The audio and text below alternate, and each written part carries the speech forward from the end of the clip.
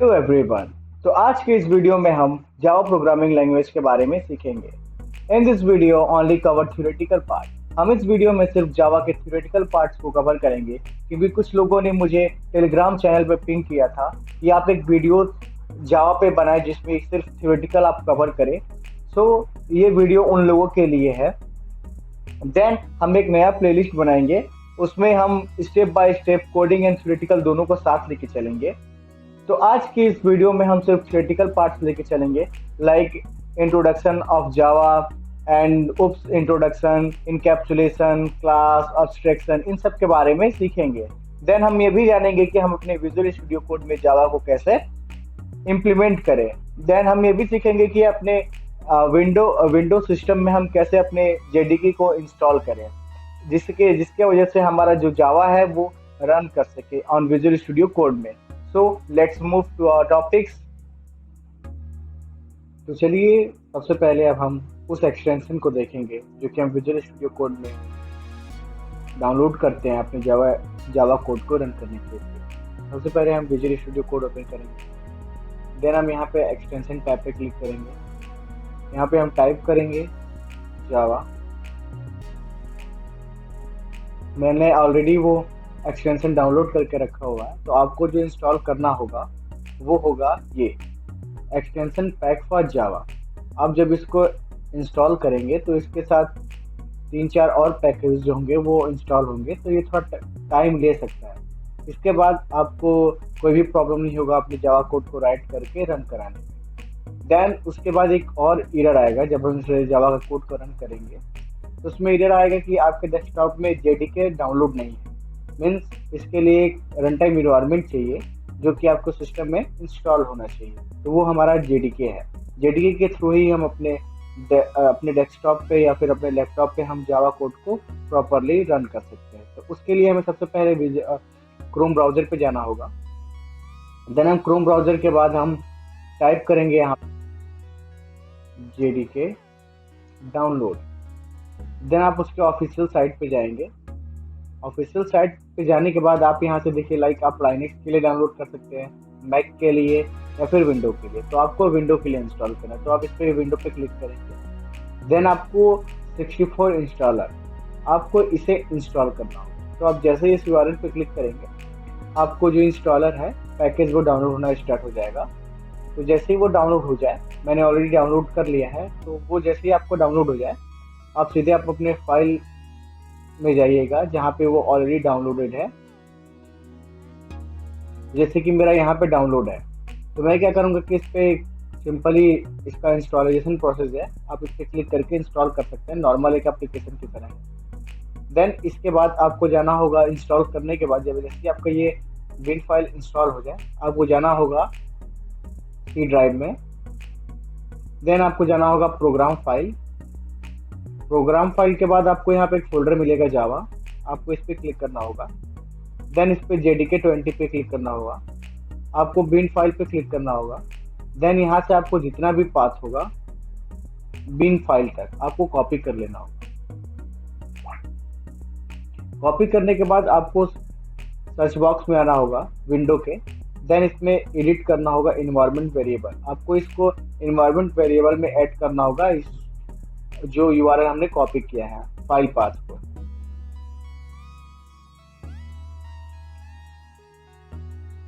अब आपको यहाँ पे क्लिक करना होगा इन्वायरमेंट वेरिएबल पे।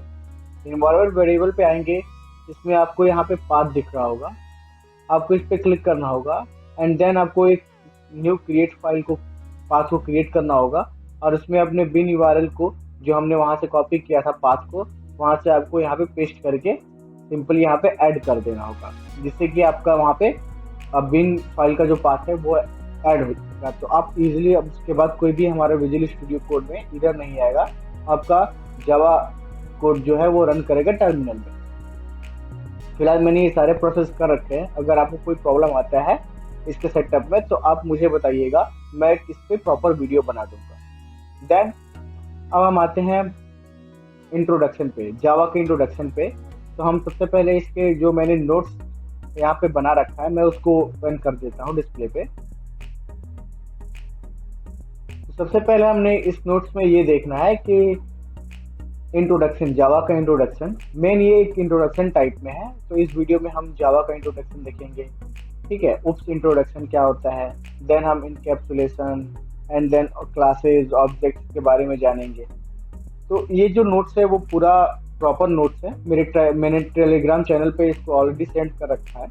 तो अभी तक जिन जिन लोगों ने मेरे टेलीग्राम चैनल को सब्सक्राइब नहीं किया है, वो जाके टेलीग्राम पे सर्च करें @ProCodeWizard7।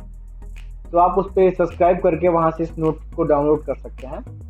बाकी मैं कुछ दिनों बाद इसके डिस्क्रिप्शन बॉक्स में भी मैं इसका URL ऐड कर दूंगा, जहां से आप इसको डाउनलोड कर सकते हैं।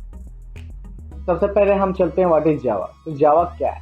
तो जावा एक नॉर्मल प्रोग्रामिंग लैंग्वेज है, लाइक जिसके मदद से हम web application, Android application, mobile application, desktop application create करते हैं। जावा जो है एक उप्स कंसेप्ट पे है, object oriented programming language based है, जिससे हम ज़्यादातर मोबाइल एप्लीकेशन और डेस्कटॉप एप्लीकेशन क्रिएट करते हैं। ठीक है, तो जावा को सबसे पहले सन माइक्रो सिस्टम ने डेवलप किया था 1995 में, एंड इसके फादर ऑफ जावा जो है वो जेम्स गैसलिन को बोला जाता है। ठीक है, जावा का एक और नाम था, ओ। जावा का नाम जावा पढ़ने से पहले उसका नाम ओ था। जावा को रन करने के लिए हमें एक प्लेटफॉर्म चाहिए, जिसको हम जावा रन टाइम इन्वायरमेंट बोलते हैं सिंपली। अभी हम प्रोग्राम पार्ट्स को स्किप करते हैं, अभी ये सिर्फ थियोरेटिकल पार्ट्स है। देन यहाँ पे हमारा जावा का इंट्रोडक्शन खत्म हो गया। जावा के इंट्रोडक्शन के बाद हम ये सब हमारे कोडिंग्स का पार्ट है, लाइक हम इसमें दिखाएंगे कि पब्लिक क्या होता है, स्टैटिक क्या होता है, वाइड क्या होता है। ये मैं कोडिंग करके आपको मैं स्टेप बाय स्टेप बताऊंगा, जो कि वो नेक्स्ट वीडियो में होगा। देन यहाँ पे हम स्ट्रिंग के बारे में पढ़ेंगे। अभी यहाँ पे जावा वर्चुअल मशीन क्या होता है, जावा रन टाइम इन्वायरमेंट क्या होता है, इन सब के बारे में हम पढ़ेंगे। जावा वेरिएबल्स के बारे में पढ़ेंगे, ऑपरेटर्स के बारे में पढ़ेंगे इसमें। अब हम आते हैं अपने उप्स कंसेप्ट पे। तो उप्स कंसेप्ट पे आने के लिए हमें सबसे पहले थोड़ा सर्च करना पड़ेगा, उप्स कंसेप्ट कहाँ गया। हाँ, तो यहाँ से मेरा उप्स का इंट्रोडक्शन शुरू है। तो ऑब्जेक्ट ओरिएंटेड प्रोग्रामिंग एक तरीके से एक पैराडिगम है, जिसका हम यूज करते हैं कोड को रन करने के लिए, प्रोग्राम को रन करने के लिए, एप्लीकेशन डेवलपमेंट के लिए, जो कि ये बहुत सारे पैराडिगम्स हमें ये देता है, लाइक इनकैप्सुलेशन, इनहेरिटेंस, अब्स्ट्रैक्शन, ये सब सारी चीजें वो हमें देता है, जिसके थ्रू हम एक प्रॉपर वेब एप्लीकेशन या फिर Android application, mobile application, desktop application को हम एक डेवलप कर सकते हैं। तो यहाँ पे हमने एक पॉइंट्स दे रखा है कि सिमुला क्या है। तो बहुत सारे लोग सोचते होंगे कि सिमुला का कभी उन्होंने अभी सुना ही नहीं होगा। ये भी एक प्रोग्रामिंग लैंग्वेज है। हाँ, तो इसको कंसीडर किया जाता है द फर्स्ट उप्स लैंग्वेज। ठीक है, एवरीथिंग इज रिप्रेजेंटेड है ऑब्जेक्ट। इसमें जो जितनी भी सारी चीजें हैं वो एक ऑब्जेक्ट के फॉर्म में थी, इसलिए इसको फर्स्ट हम उप्स लैंग्वेज बोलते हैं।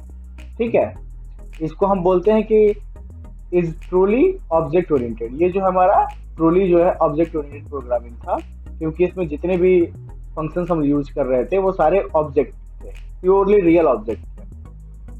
Then Smalltalk is considered the first truly object oriented programming language. अगर हम ट्रूली ऑब्जेक्ट ओरिएंटेड प्रोग्रामिंग की बात करें तो वो स्मॉल टॉक है।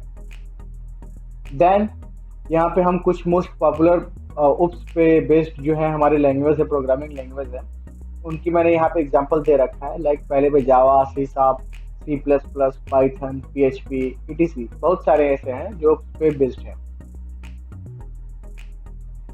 देन मैंने ये सेम उसको डिफिनीशन को मॉडिफाई कर दिया, यहाँ पे आप इसको भी पढ़ सकते हैं।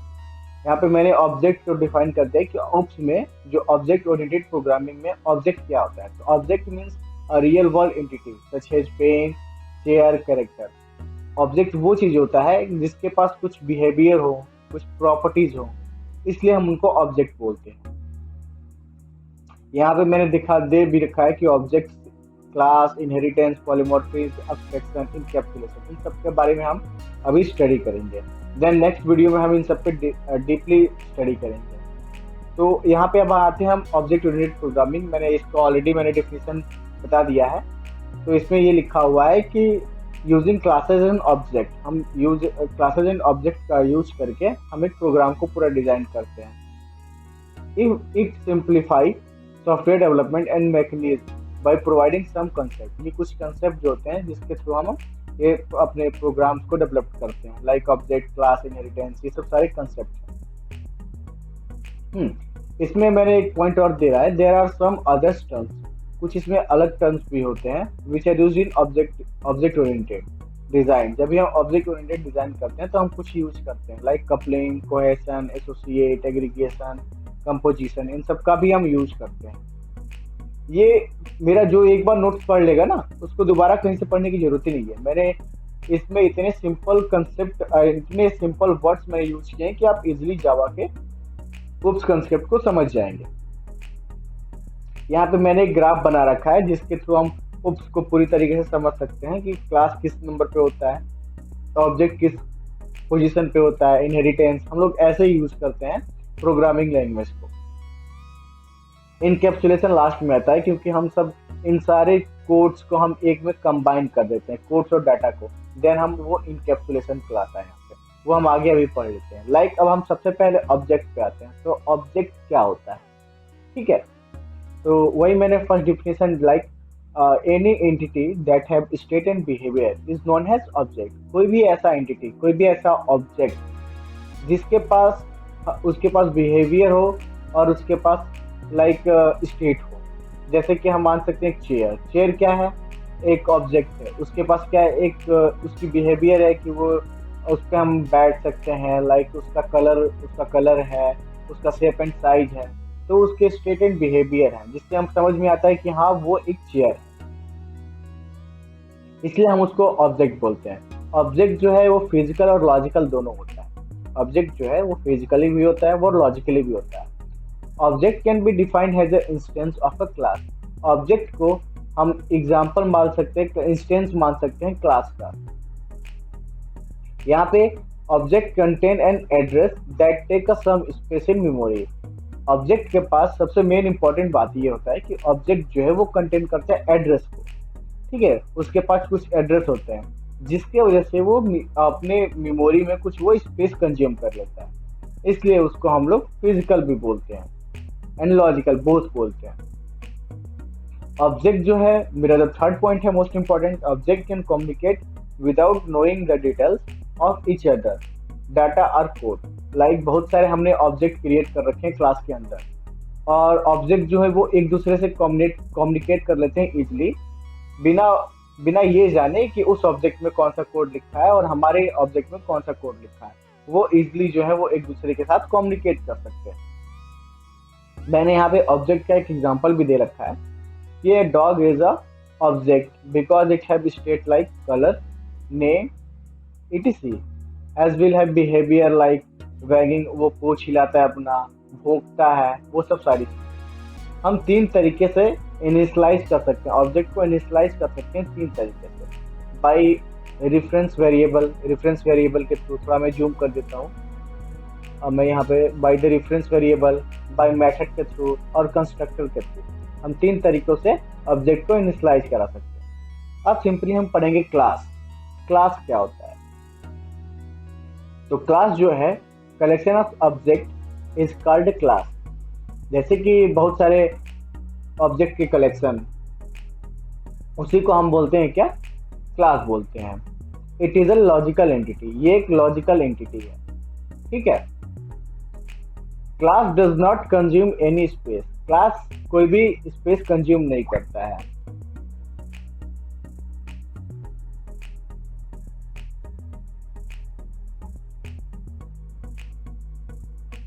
एंड यहाँ पे जो मेरा नेक्स्ट पॉइंट है, class can also be defined as a blueprint for which you can create an individually object. जब भी हम कोई इंडिविजुअल ऑब्जेक्ट क्रिएट करते हैं तो उस पर हमारा जो क्लास होता है वो एक ब्लूप्रिंट की तरह काम करता है उस ऑब्जेक्ट का, ठीक है। लाइक जैसे कि हम फील्ड, मेथड, कंस्ट्रक्टर, ब्लॉक्स, ये सब हम क्रिएट करते हैं। अब हम ऑब्जेक्ट और क्लास के बाद इसमें देखिए, ऑब्जेक्ट एंड क्लास में बहुत सारे ऐसे लोग कंफ्यूज होते हैं कि उनका कंसेप्ट कभी क्लियर ही नहीं होता है कि ऑब्जेक्ट क्या होता है और क्लास क्या होता है। अगर आपको अभी भी ये कंसेप्ट समझ में नहीं आया क्लास और ऑब्जेक्ट का, तो आप मुझे कमेंट बॉक्स में बता सकते हैं। देन मुझ पे एक डीपली पूरी कोडिंग के साथ मैं इस पे एक वीडियो बनाऊंगा, तब आपको शायद क्लासेस और ऑब्जेक्ट के बारे में समझ में आ जाए। अब हम यहाँ पे इनहेरिटेंस के बारे में जानेंगे कि इनहेरिटेंस क्या होता है। तो सिंपली ये है कि इनहेरिटेंस का मतलब क्या होता है कि सपोज आपके फादर और आप हैं, तो आपके फादर के कुछ जेनेटिक जो है वो आप में आ गए, ठीक है। लाइक उनका बाल झड़ा हुआ है तो आपका भी बाल झड़ा हुआ है हल्का फुल्का। हाँ, तो ये होता है एक जेनेटिक प्रॉब्लम के तरीके से। लाइक ये आपके फादर का कुछ जेनेटिक जो है वो आप में आ गया। तो उसी तरह क्या होता है कि जो हमारे इसमें चाइल्ड ऑब्जेक्ट होता है, ठीक है, वो उसका पेरेंट ऑब्जेक्ट का स्टेट और बिहेवियर पूरा वो क्वेरी कर लेता है, ठीक है। तो इसलिए उसको हम इसी हम पैटर्न को हम इनहेरिटेंस बोलते हैं। लाइक मैंने इसको यहाँ पे ऑलरेडी राइट कर रखा है कि व्हेन वन ऑब्जेक्ट, ठीक है, अगर कोई एक ऑब्जेक्ट है क्वेरीज ऑल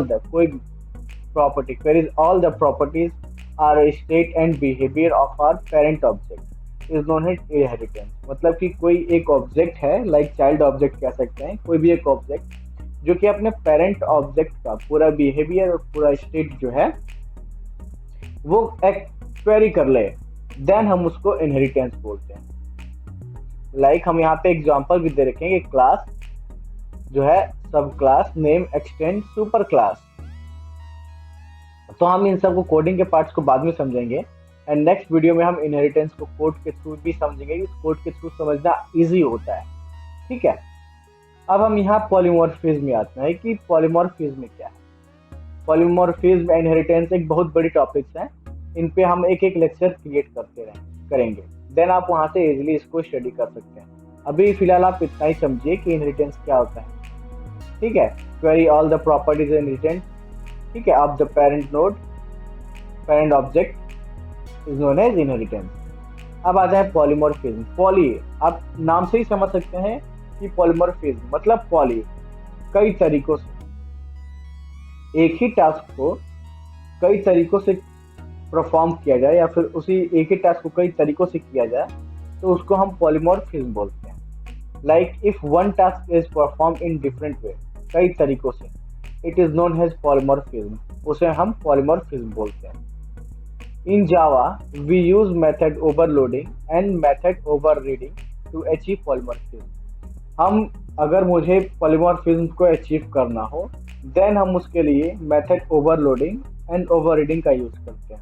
मैं आपको नेक्स्ट वीडियो में बताऊंगा कि ओवरलोडिंग एंड ओवररीडिंग क्या होता है। अब हम आते हैं अपने एब्स्ट्रैक्शन पे। एब्स्ट्रैक्शन क्या होता है?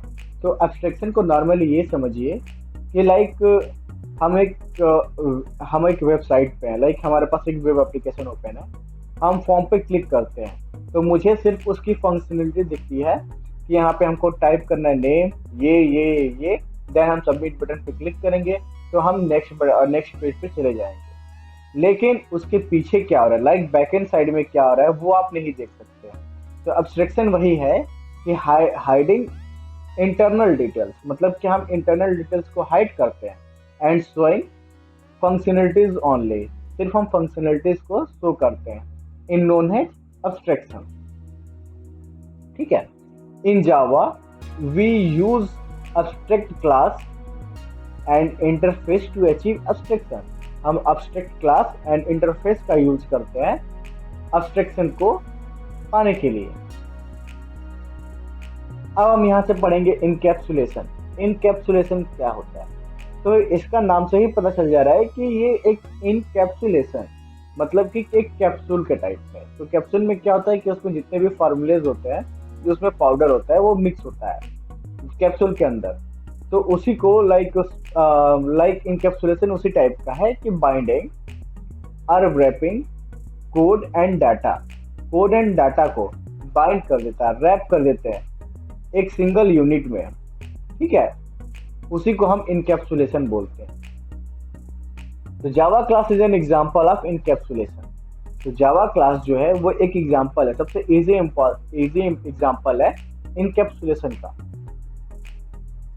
अब हम यहाँ पे कपलिंग, कोहेशन, एसोसिएशन, एग्रीगेशन, ये सब सारे हम लोग नेक्स्ट टॉपिक में पढ़ेंगे, नेक्स्ट वीडियो में। जावा नेमिंग कन्वर्सेशन, ये सब सारे कंस्ट्रक्टर, हम कंस्ट्रक्टर को यहीं ख़त्म कर देते हैं अभी। सिंपली देखो, जो हमारा ये, क्योंकि ये मेन टॉपिक है, ये ज़्यादातर एग्जाम्स में पूछे जाते हैं और ये मोस्ट इंपॉर्टेंट है। तो यहाँ पे देखो कंस्ट्रक्टर क्या होता है। तो in Java constructor is a block, एक ब्लॉक है ऑफ कोड, और इसमें कंस्ट्रक्टर में बहुत सारे कोड्स होते हैं similar to the method, method की तरह ही होता है बिल्कुल। ये तब कॉल किया जाता है when an instance of the class is created, जब भी हम कोई क्लास के इंस्टेंस को क्रिएट करते हैं। At the time of calling constructor, memory for the object is located in the memory.